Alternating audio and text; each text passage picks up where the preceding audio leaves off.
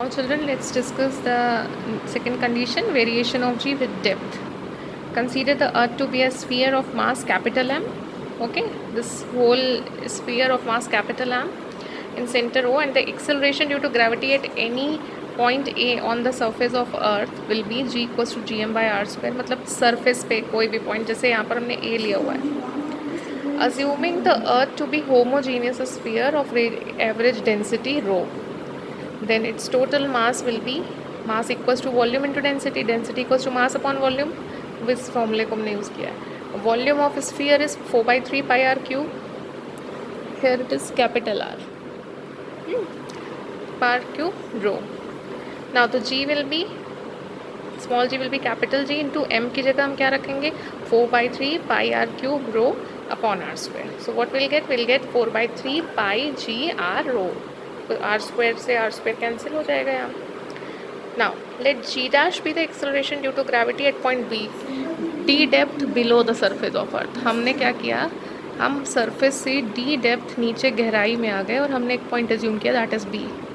अब वो बी जो है वो आर माइनस डी रेडियस के एक स्फीयर के ऊपर है.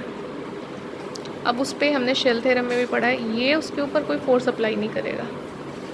ये एक्सटीरियर स्फीयर, ये जो अंदर होमोजीनियस स्फीयर है which is the sphere of r minus d radius which applies the gravitational force of the on the body. Okay, so situated at the surface in a solid sphere and lies inside the spherical shell of thickness d. Therefore, a body at B experiences a gravitational field due to the inner shaded sphere of radius r minus d and mass m dash. हमने इसका मास assume कर लिया m dash, क्योंकि total mass अर्थ का m था. अब इतना portion तुम छोड़ दे रहे हैं ना, केवल इसको कंसीडर करेंगे तो it will be m dash. Now तो मास विल बी 4/3, अब r की जगह r minus d क्यूब रो हो जाएगा, और now g dash will be 4/3 pi g r minus d rho. Equation number 2. From equation 1 and 2, what we'll get r minus d by r. So d dash upon g equals to 1 minus d by r, g dash equals to g minus d by r, है ना. अब जब g dash है उस पर क्या होगा, हमने g में से g d minus r minus कर दिया, तब हमको g dash मिला.